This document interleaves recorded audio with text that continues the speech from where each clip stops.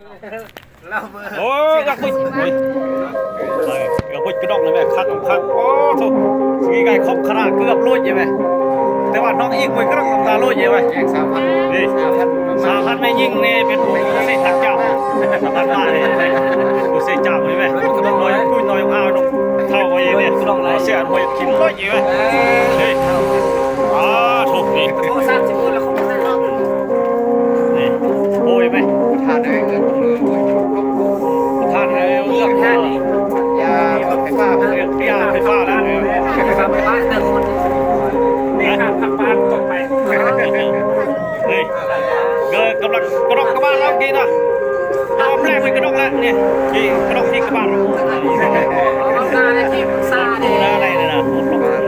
โอ้ยปากหมดไก่กระดกที่กระบาลเมื่อกี้มันบรรยากาศขัดสดใช่ไหมเมื่อพยี่ก่อนจุ่มก่อนดูธรรมชาติต้นแป้งขัดสดขึ้นรถอีกโอ้ยจะมาขัดคือปุ้ยกระดองเนี่ยบริเสียงกว้างนะสนามทงไอหินนี่นี่เงี้ยนี่